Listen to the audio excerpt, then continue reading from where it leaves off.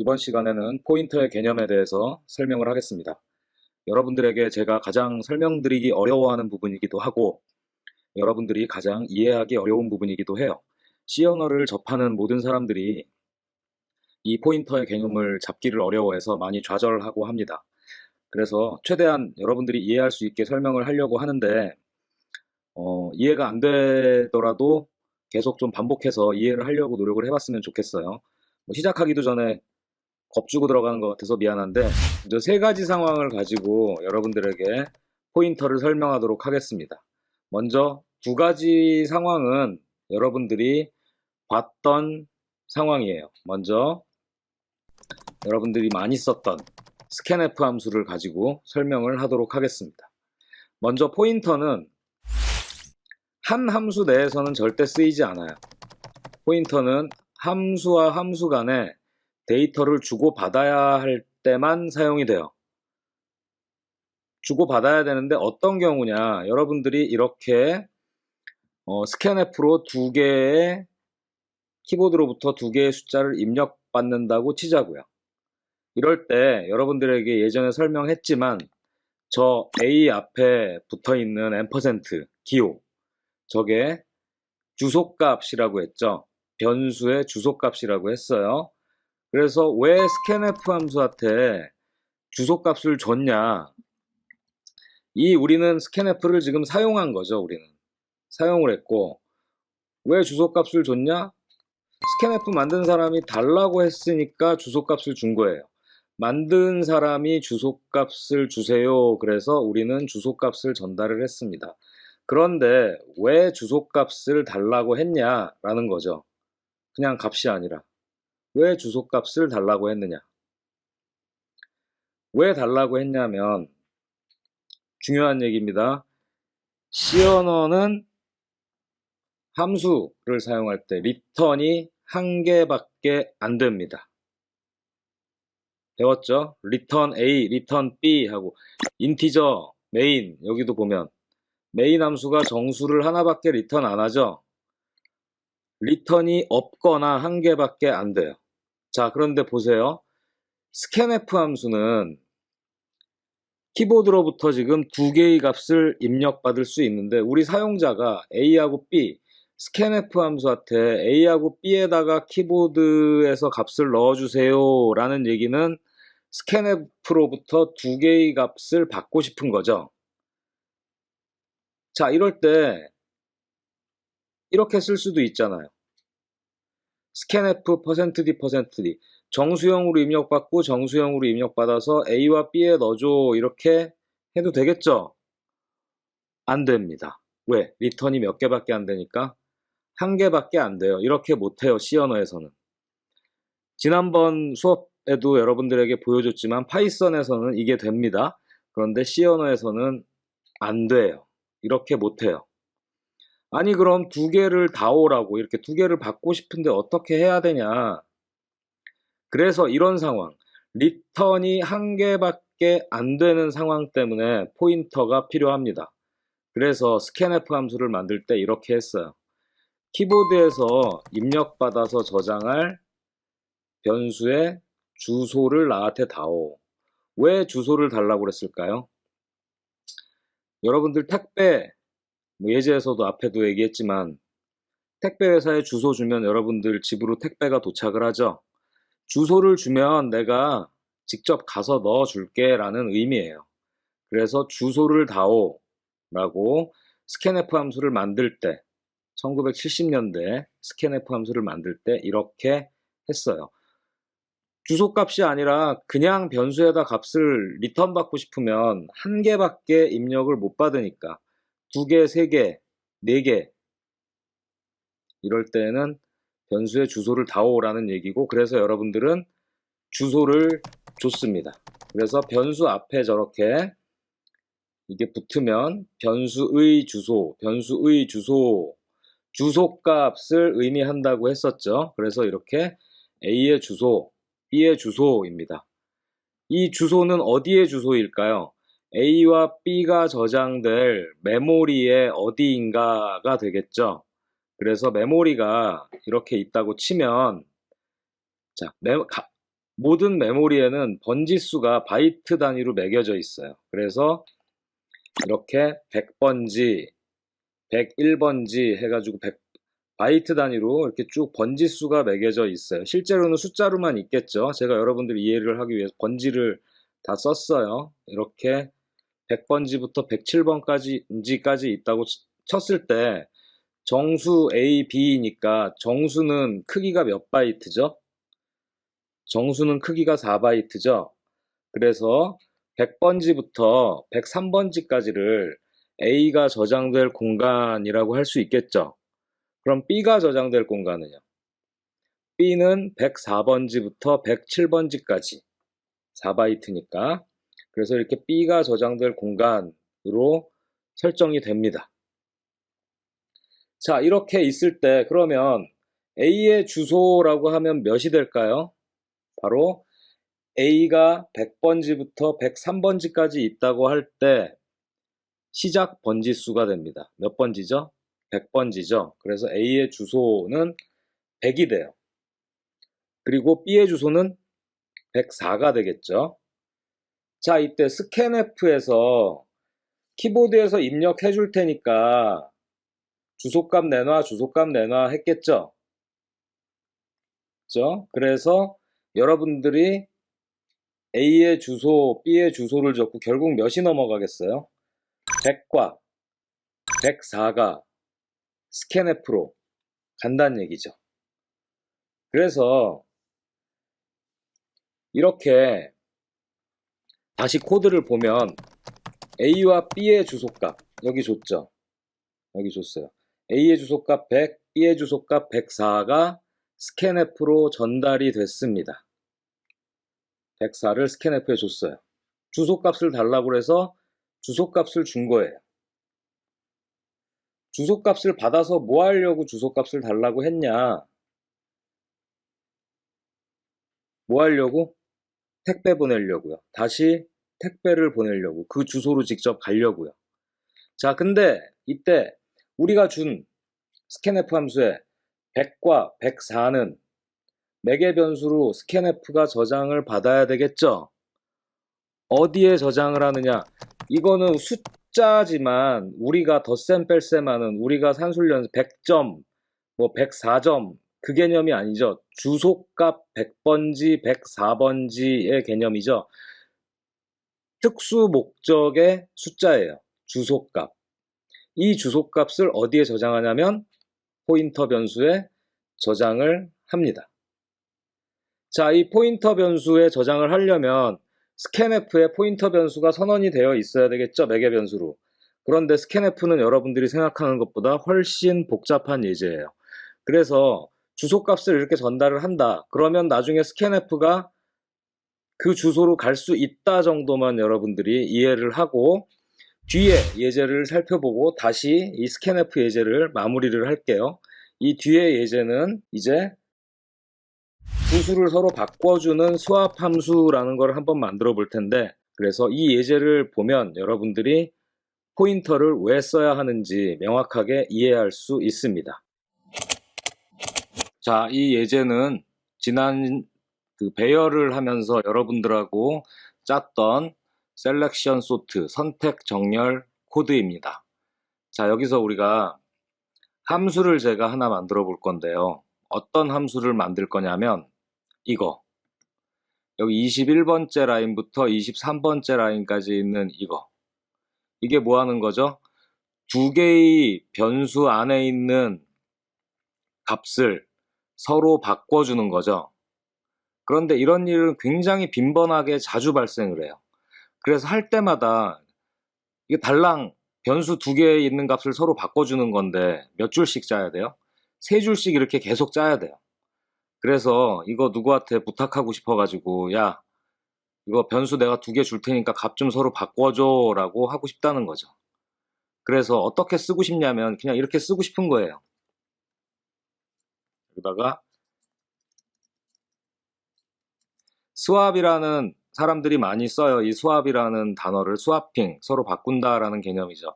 스왑이라는 함수 만들어서 여기서 지금 두 개 바꾸고 싶어 하는 게 뭐하고 뭐죠?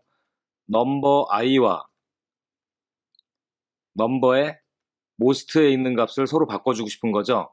그래서 그냥 수압 함수에다가 넘버의 i 값과 넘버의 most 이렇게 호출을 하고 이걸 지우면 그냥 이렇게 짜고 싶은 거예요. 그냥 이렇게 이 함수를 갖다 오면 이 넘버 i번째 방에 있는 값과 넘버 j번째 방 most 번째 방에 있는 값이 서로 어떻게 바뀌었으면 좋겠어요. 그래서 제가 여러분들한테 부탁을 한다고 가정을 하자고요. 내가 이렇게 함수를 쓰고 싶으니 여러분들이 이 수압 함수를 좀 만들어 다오 라고 할 수 있겠죠. 자, 그럴 때 수압 함수를 만듭니다. 리턴하는 게 아니라 내가 이 두 개 값을 줄 테니까 여러분들이 이 두 개 값을 서로 바꿔주세요 라고 내가 하고 싶다는 거죠. 그래서 이렇게 짜면 어떻게 될까요? 그래서 리턴이 아니죠. 이거는 리턴이 아니니까 void이고 수압 함수를 만드는데 그냥 인티저 a, 인티저 b로 받습니다. 여러분들이 짠다고 치면 그래서 이렇게 함수를 만들었어요. 그래서 a에 들어온 값과 b에 들어온 값을 서로 바꿔준다고 치자고요. 그러면 여러분들은 이렇게 바꿀 수 있겠죠. 여기서 여러분들은 세 줄을 치면 돼요. 템프 변수를 만들어서 템프에다가 a를 집어넣고 a는 이제 b의 값을 a에다 집어넣고 b에다가는 임시 저장해 놓은 템프에 있는 값을 집어넣으면 값이 바뀌겠죠. 이렇게 바뀌어요. 이 함수만 가만히 보면 자기가 받은 a라는 변수, b라는 변수 안에 있는 값을 서로 바꿔주는 거예요. 자, 교수님 이렇게 함수 만들었습니다. 사용하시면 돼요. 라고 해서 제가 여러분들한테 이렇게 값을 줬어요. 자, 그럼 이때 값이 바뀔까요? 값이 안 바뀌죠. 한번 실행시켜 볼게요. 정렬이 되는지 안 되는지. 만약에 이 두 개의 값이 바뀐다면 정렬이 잘 일어나겠죠. 정렬이 되는지 안 되는지 봅시다.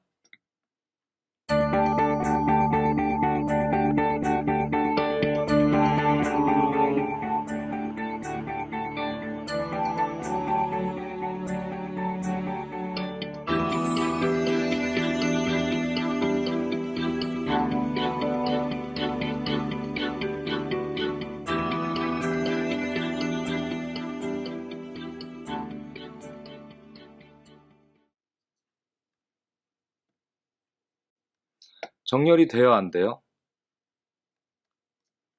정렬 하나도 안 됐죠. 왜 안 됐을까요? 자, 이렇게 값이 복사돼서 넘어가기 때문에 여기에 있는 이 값이 복사돼서 여기에 넘어가기 때문에 이 A, B에 들어가 있는 값과 이 넘버의 값은 전혀 별개예요. 여기서 아무리 바꿔봤자 이거는 수압 거죠. 수압 거가 바뀌는 거고 여기에 있는 넘버 값은 전혀 변화가 없는 거예요.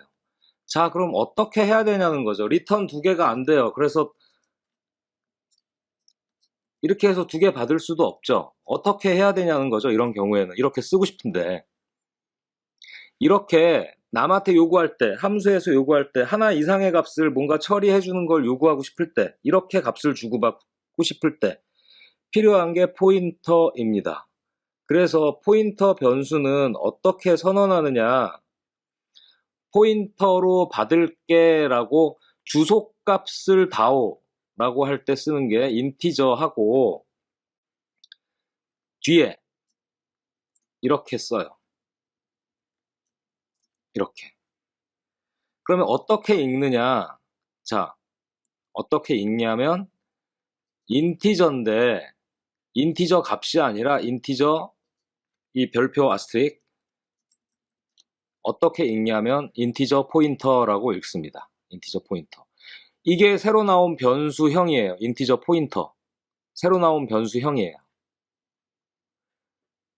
그러면 변수 A는, 이제 이 변수 A는 인티저 포인터형이다 라는 얘기예요.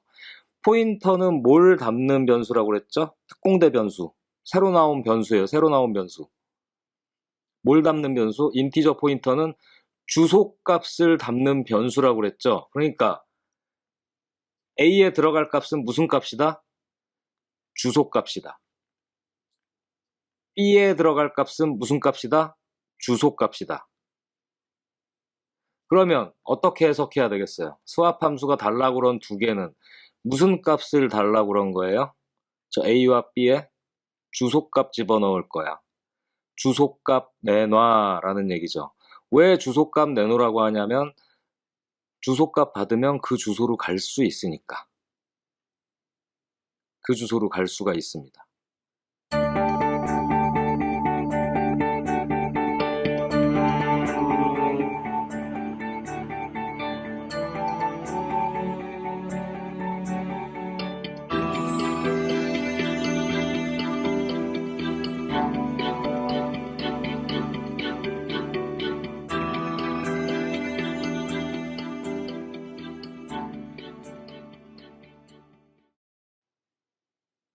어떻게 가느냐? 어떻게 가느냐? 이렇게 쓰면 뭐가 되죠? 이 문법 설명은 요거 끝난 다음에 다시 해드릴게요. 일단 실행부터 시켜봅시다. 주소값 달라고 그랬어요. 그죠? 그럼 주소값을 줘야 되겠죠. 어디서? 이 수합함수를 사용하는 곳에서, 즉 여기에서. 이거는 넘버 i에 있는 값이죠. 넘버 i가 어디 있는가를 달라고 하면 주소값을 달라고 하면 어떻게 해야 된다고 그랬죠? 이 앞에 뭘 붙이면 돼요? 주소값. 넘버 i번째 있는 방의 주소값. 왜 주소값을 줘야 돼요? 주소값 달라고 했잖아요, 여기서. 주소값 저장하는 변수 A라고 해석을 하세요. 주소값인데 어떤 형의 주소값? 인티저형의 주소값을 담는 변수 A라고 해석을 하면 돼요. 그래서 인티저형이죠, 이 변수 배열. 이 배열에 있는 거 인티저형이죠. 그 변수의 주소를 줬어요. 마찬가지로 여기도 주소를 줬습니다. 자, 이렇게 바꾸면 이제 A 안에 넘버 i의 주소값이 A 안에 들어가게 되고 넘버의 most의 주소가 B에 들어가게 됩니다. 그래서 A는 주소값을 갖고 있고 B도 주소값을 갖고 있어요. 자, 여기까지 하고 이 안의 내용을 바꿔볼게요. 그래서 지금 하는 내용을 하고 이 부분과 이 부분만 따로 떼서 여러분들에게 프레젠테이션으로 설명을 하도록 하겠습니다. 일단 이렇게 실행을 시켜볼게요.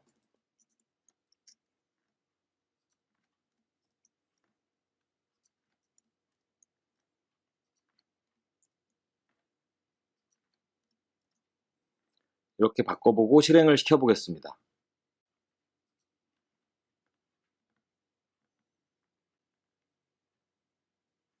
자, 보시면 쭉 큰 수 순으로 정렬이 잘 됐죠?